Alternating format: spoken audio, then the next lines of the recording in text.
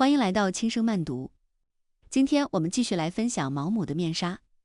上次我们说到，沃尔特给出的选择是让凯蒂和他一起去梅坦府。凯蒂在去找了汤森，失望而归之后，她不得不跟随丈夫一起。那凯蒂跟随丈夫沃尔特就来到了梅坦府，这里是霍乱最严重的地方。梅坦府在哪里呢？它是珠江流域的一条支流，一条大河。沃尔特本来是在香港工作，但他是一个科学家，来研究细菌。现在他是要深入中国的内地。他们先是坐汽船溯西江而上，然后轿夫抬着轿子大步的上山，终于摇摇摆摆的到了目的地。可见这个地方其实是比较隐蔽的，而且条件会比较艰苦。他们到达的第一天，这里的海关副关长沃丁顿就来迎接他们，寒暄之后就提醒他说，你们要面对残酷的现实，这里确实正在爆发非常可怕的疾病。那在历史上，香港和内地确实遭遇过很多次的霍乱和鼠疫的打击。当时医疗条件跟不上，卫生条件比较差，没有干净的饮用水，所以很容易传染。现在面纱里描写的就是这种情景。当地的官员就说，人们其实随时都有可能丧失生命，就告诫沃尔特夫妇，你一定要把牛奶和水都煮沸，不要吃新鲜的水果，或者是没有经过烹调的蔬菜，这种生的食品很容易传染瘟疫。那补充一点，我们之前讲过毛姆是来过中国的，那是1919年，他46岁到中国来游历了北京、上海、成都和香港等地。他对中国十分的痴迷。在那个时候，其实西方人还是不太了解中国的，所以毛姆的经历非常罕见。那毛姆也给中国的作家留下了非常深刻的印象。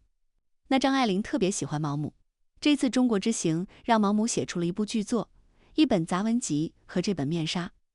在面纱里，其实毛姆把自己的眼睛救给了凯蒂，他让这个从来没有迈出过英国上流社会交际圈的年轻女子，始终用一种异族人的视角来描述中国，所以有很多陌生感。我们在读的时候也会觉得，这个毛姆书里的描写，好像跟我们现在的社会差距已经非常大了。放在当年，对于凯蒂这样一个只知道舞会、马球和社交的女子来讲，她根本不明白中国在发生什么。她也觉得很难融入到这个周围的社会里去，她只看见自己的丈夫沃尔特每天早早出门，他是来战斗的，他要去打败那些病菌。那么凯蒂一个人在家很无聊，由于疫情很严重，她也不能随意的出门，但是她也会隐约的知道情况很糟糕，人们以每天100人的速度死去，被感染了之后几乎没有一个会痊愈，很多神像被人们从废弃的寺庙里抬出来供在街道上，前面堆满了贡品和祭品，人们心里的那种不安和恐惧已经一直在放大。有一些房子里面，就是一家人全都因为感染就都不在了，连个送葬的都没有。军队的指挥官介入到了管理中，他非常能干，但这一切对凯蒂的心理冲击是非常大的。人就是这样，如果你不是亲眼见过，你不是亲自体验，你可能不会相信，就在跟你同一时间的生活里面，有那么多人在经历如此悲惨的事情。但是凯蒂依然很任性，他和沃尔特怄气，他甚至故意去吃蔬菜沙拉。沃尔特第一次看见他吃生菜的时候就说，你疯了吧，很危险，这会要了你的命的。可是凯蒂说，这倒是个不错的主意。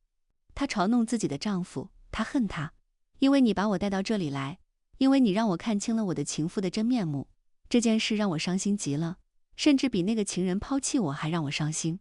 所以他把所有的后果全部推卸到沃尔特的身上，就会让自己心里舒服一点。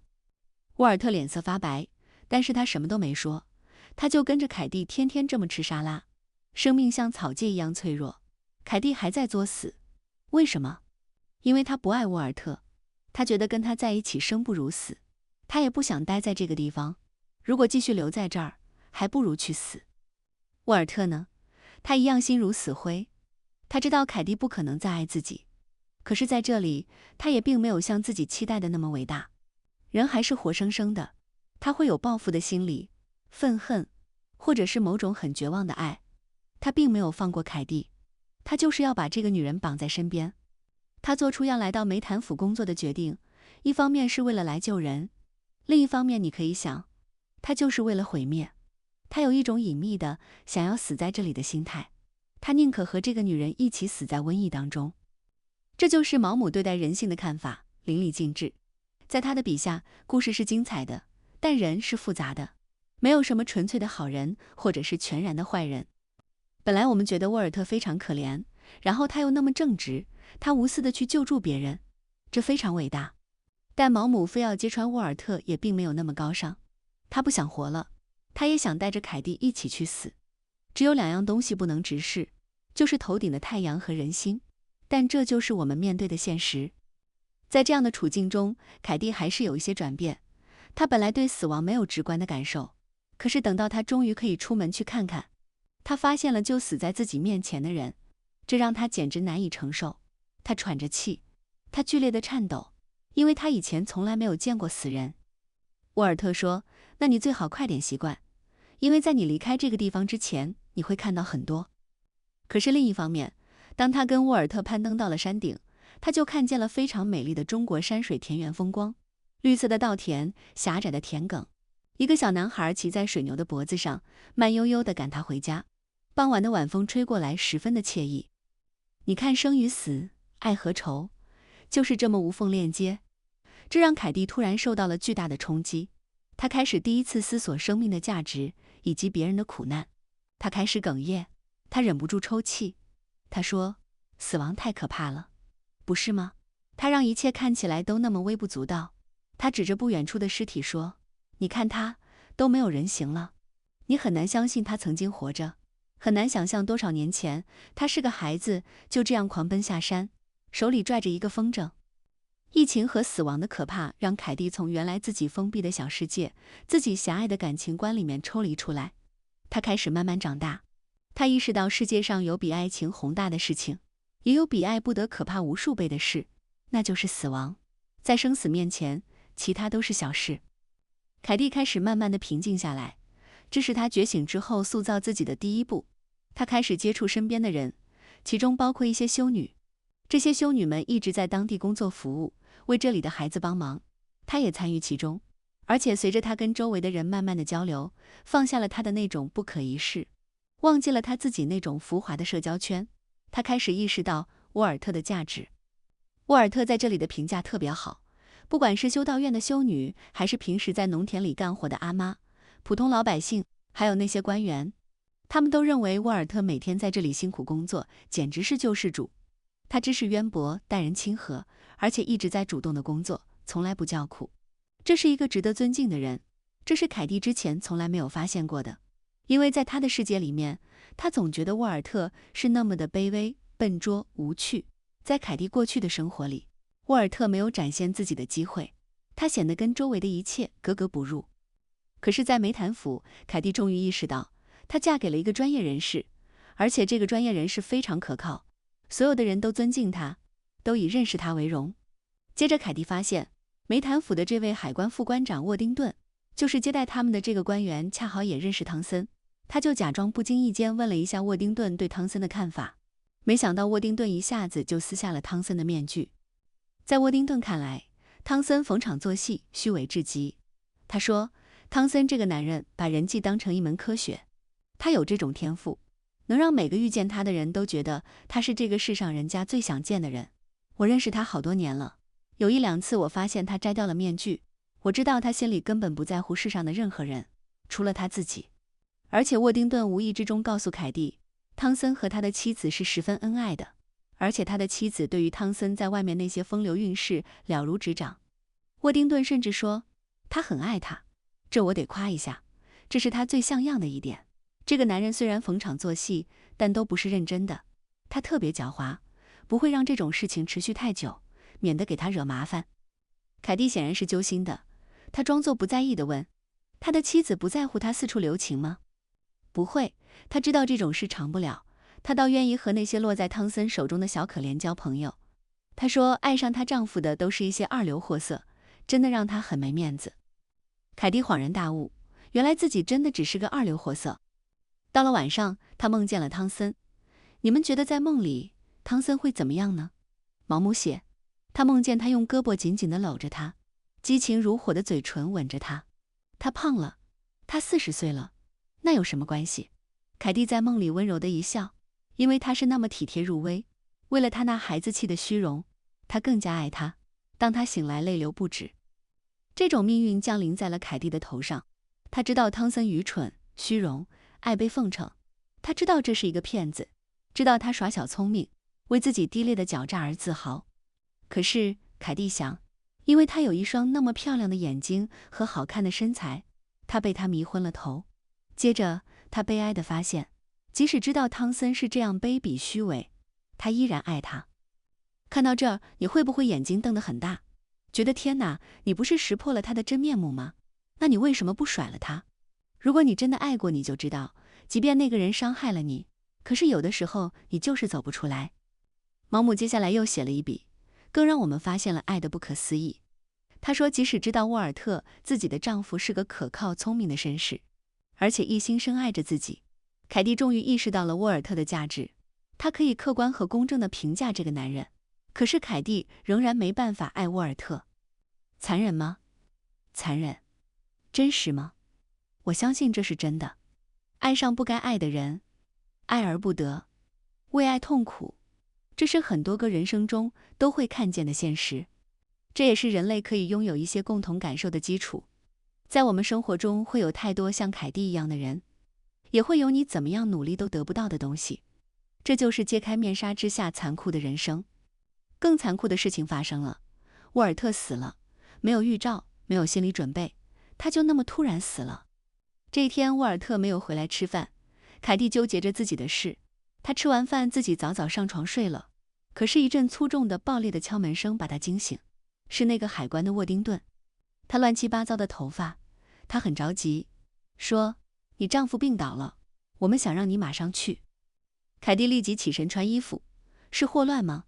在路上，凯蒂问道。恐怕是的。他的心开始沉下去，因为他已经了解了这个病情的严重。沃丁顿接着说，他是今天下午病倒的，现在说就是昨天下午。为什么不立刻来叫我？本来是想派人叫你的，但你丈夫不让。那也应该叫我，真是无情。你丈夫知道你从来没见过霍乱患者，那种样子既可怕又恶心，他不想让你看到。可他毕竟是我丈夫，他哽咽地说。现在为什么又让他去了呢？沃丁顿说，亲爱的，你一定要勇敢，你得做最坏的打算。再笨的人也知道这意味着什么。沃尔特要死了，他要去见他最后一面。是的，他见到沃尔特躺在那里，几乎已经没有了生命力。他大声地呼叫，沃尔特，沃尔特，你说话呀！那双眼睛才会慢慢地睁开，好像要费很大的力气才能掀开眼皮，但他没有看人。他说话了，声音低沉、微弱，还带着一丝微笑。他说，真是乱七八糟。难道没办法了吗？一点希望都没有吗？他还能再活多久？没有人能在这个时刻镇定自若。凯蒂得到的答案是，也许只剩下1个小时。如果说在此之前，凯蒂已经开始了真正的成长，他看清楚了情人的真面目，开始觉醒，他体验到了死亡和生命的脆弱。然后她开始慢慢的长大，意识到自己的丈夫是一个品德高尚的人，她开始了解爱情究竟意味着什么。但这个时候，命运给她上了非常沉重的一课，她要亲眼见证自己丈夫的死去。凯蒂想和沃尔特单独待一会儿，别人都离开了。此刻，凯蒂再不说出自己的感受，就没有机会了。她喊他的名字，她说：“沃尔特，我求你原谅我，我为自己犯下的错深感抱歉。我非常后悔。”沃尔特没说什么，好像没有听见。毛姆说很奇怪，凯蒂感觉到他的灵魂好像变成了一只扑闪着的飞蛾，翅膀上满是仇恨。沃尔特一定是恨过他的，而此刻他要死了，再大的仇恨都会随着死亡烟消云散，再深刻的爱情也会随着死亡消失不见，这就是生命的强大之处。沃尔特也许是解脱了，凯蒂不得不往下说，我的宝贝，我亲爱的，如果你爱过我，我知道你爱过我，可我却那么可恶，我求你原谅我，我现在没机会后悔了，可怜我吧，我求你原谅我。他气喘吁吁地看着沃尔特，等他回答，他看出沃尔特想说话，心里顿时一紧。毛姆才不这样写，这是在他看来是没有智商的表现。毛姆怎么写呢？他没看他，嘴动了一下，眼睛直直地望着白墙。他说了一句话，说得非常清楚。这句话是什么呢？死的是那只狗。这就是沃尔特在人世间说出的最后一句话，他死了。就这样，一个细菌学家死于霍乱，也许他早就预料到了自己会这样结局。这句话什么意思？这是毛姆的一个字谜，高智商字谜，一直被人猜测。后来大家分析说，它也许源自英国作家奥利弗的一首诗，这首诗的名字就叫《一只疯狗之死的挽歌》。大意是说，一个好心肠的人救助了一条流浪狗，后来这条小狗却出于私利发疯咬了他，那街坊邻居就怒骂这条狗，纷纷断言说那个人被狗咬了，一定会死的。但是奇迹发生了，被咬的人伤口很快痊愈，死的是那条狗。这个诗原文比较绕，也比较讽刺。沃尔特最后说，死的是那条狗，他是把自己比作那条狗吗？他咬向凯蒂，他把凯蒂带到这个地方来送死，最后死的是自己。在爱情里，他是忍让的那个，是包容的那个，是无限制的纵容和付出深情的那个。而凯蒂呢？他是一个不忠的无情的人，那最后死的是毫无过错的他。奇迹没有发生，沃尔特就这样死了。凯蒂走出来，几名军官向他致敬，这是在致敬一位伟大的科学家的妻子，他也庄重的鞠躬。在沃尔特临终之前，凯蒂说了一句话，我求你原谅我。这是为什么呢？里面埋伏了一个细节，不仅仅是为我所做的一切，我的感情上的不忠来祈求赎罪。在沃尔特死前，发生了一件非常重大的事，凯蒂发现自己怀孕了。这是修道院的修女们发现的，大家都特别高兴，就恭喜凯蒂，你们会有个新生命了。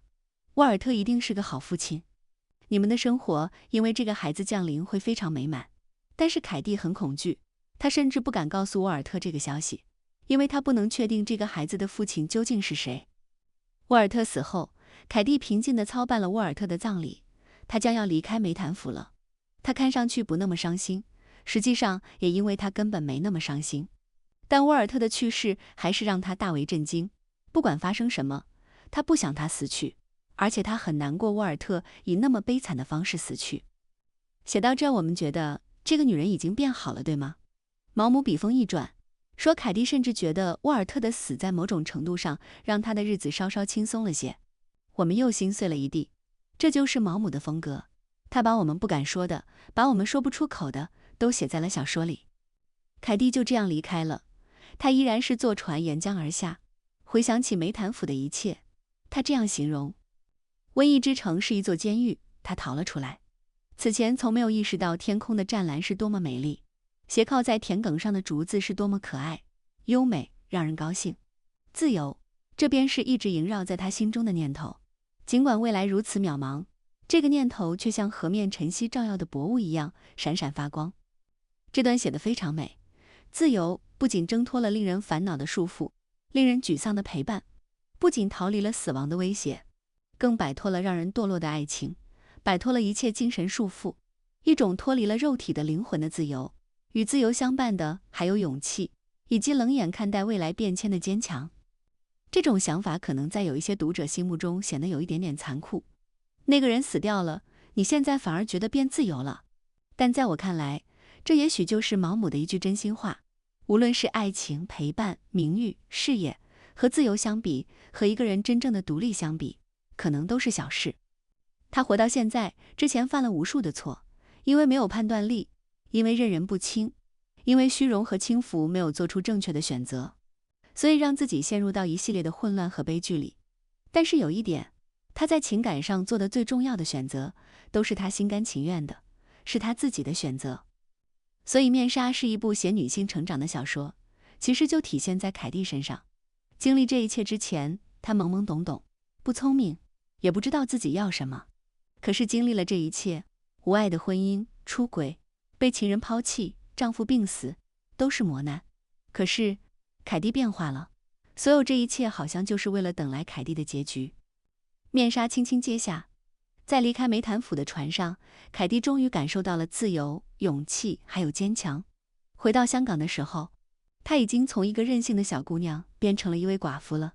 香港是她的中转站，她要从这里返回英国。可是说起香港，你会不会有点敏感？这里还有谁呢？查理·汤森，他在这里。凯蒂的船在香港一靠岸，便有人来敲门，有人叫她费恩太太。凯蒂转过身来，一开始并没有认出那张脸，然后他的心猛然一跳，脸红了。是谁？是多罗西·汤森。对，他的曾经的情人汤森的太太。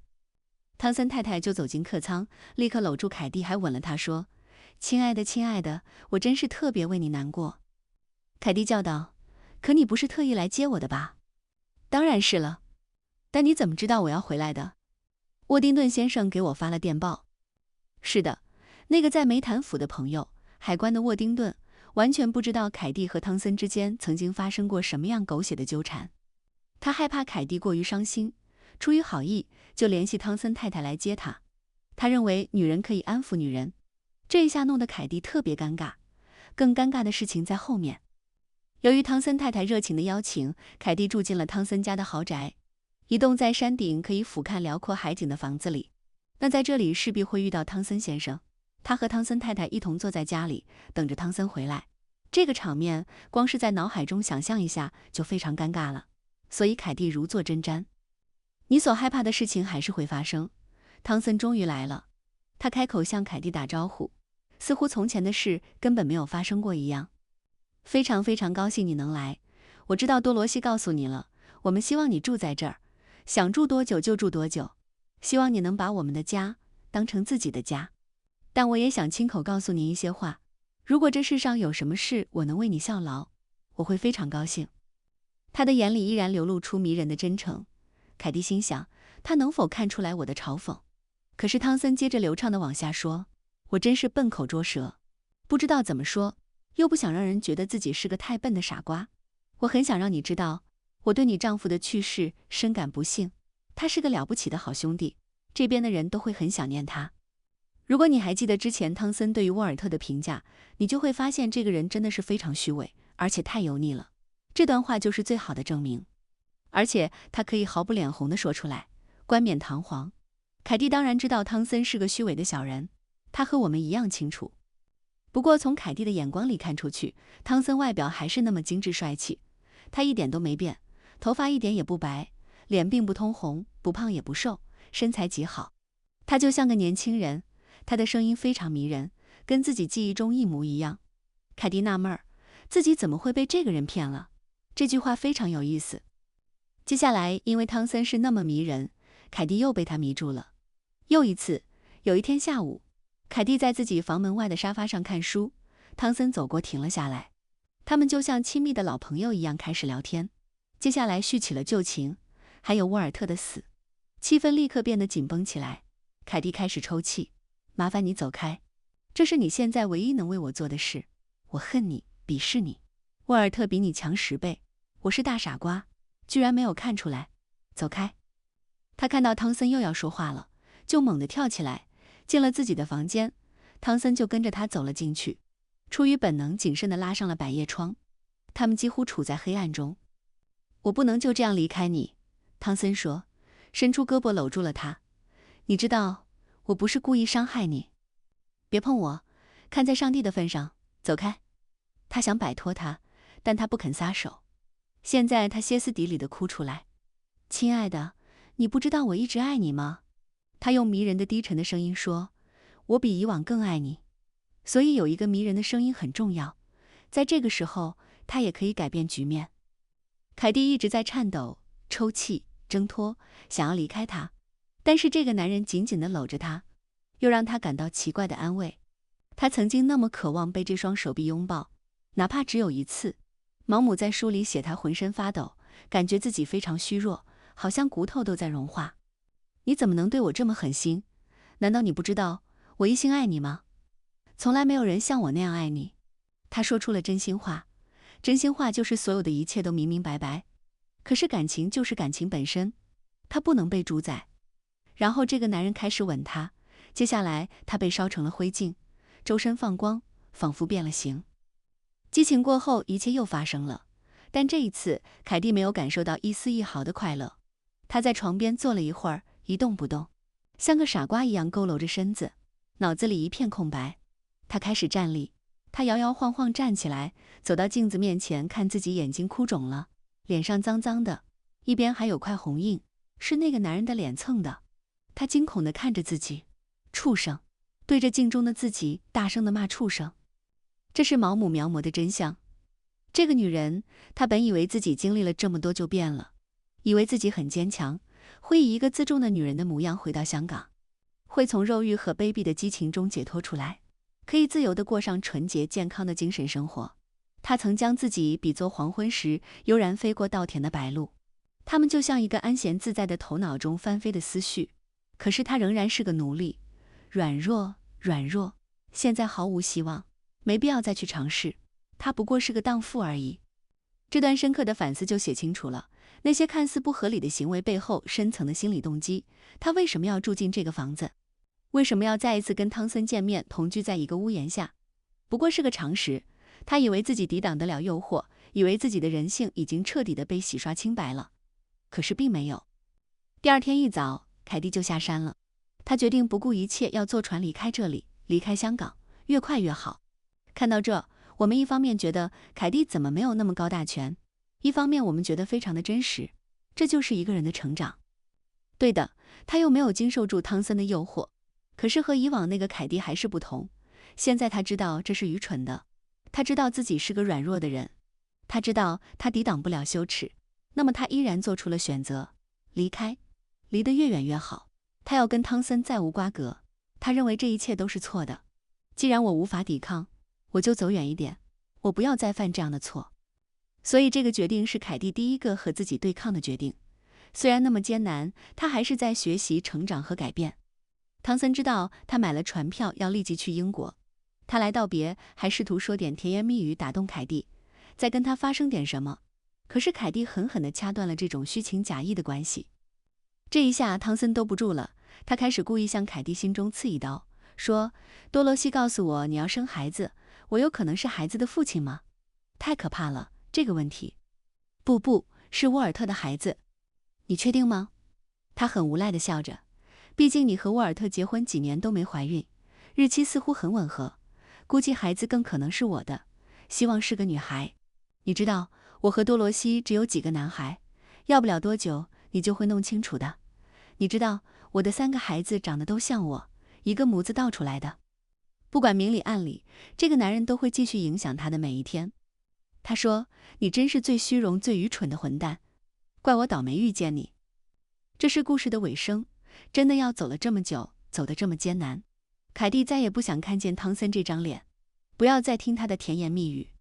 汤森也不可能再骗到他，无论发生什么，他都会把这个人彻底的丢在脑后。在故事的结尾，凯蒂在途中接到了一个讯息，是父亲发来的，告知他自己的母亲去世了，就好像意味着过去一切的阴影，原生家庭、无爱的婚姻，还有卑鄙的情夫，都以一些死亡的方式离开得越来越远。他准备跟着父亲前往巴哈马群岛住下来，很高兴会在海浪声中，在广阔的蓝天下生下自己的孩子。父亲说：你已经确定性别了。最后这段话很重要。凯蒂说：我想要个女孩，自己抚养她长大，这样她就不会犯我犯过的错。想想以前做女孩时的我，我就恨自己，但我从来没得选。我要好好培养她，这样她就自由了，完全自立了。我把孩子带到这个世界上，爱她，抚养她长大，不是为了让哪个男人想和她睡觉，而供她吃穿，养活她一辈子。他感觉自己的父亲僵住了，他从来没有听过自己的女儿说出过这样的话来，从自己女儿的嘴里说出来。凯蒂说：让我坦言吧，哪怕就一次。父亲，我一直愚蠢、缺德、可憎，我已受到了严厉的惩罚。我决心让我的女儿彻底避开这一切，我要让她无畏、坦率，我要让她独立，拥有自我，让她像一个自由人那样对待生活，比我活得更好。这番话像是一个饱经沧桑和磨难的人说出的，可是凯蒂的人生还是很长。父亲以为他灰心丧气了，凯蒂却摇摇头，慢慢露出了微笑。他说：我不会，我有希望和勇气。有没有发现，毛姆用了整整一本书来讲面纱，可是这本书里面没有面纱。就像那本《月亮与六便士》，里面既没有月亮，也没有六便士。那么面纱是什么呢？补充一个彩蛋，这个书名来自雪莱的一首诗：别揭开生活华丽的面纱。诗里面写，那描画的面纱，芸芸众生称之为生活。其实面纱就是对生活的一种隐喻。生活是复杂而朦胧的，很多东西隐藏在面纱之下，你远远看的时候会觉得非常美好，非常新鲜，吸引人。当你试图揭开面纱一探究竟，你可能看到爱情、命运、人心残酷的真相。凯蒂是在看清了这一切之后，找到了一条通往内心平静的道路，也希望通过这本面纱的讲解，让你看到一条平静的道路。今天就到这里，如果你喜欢这样的分享，请点赞订阅，这将对我有很大的帮助。那我们下次再见。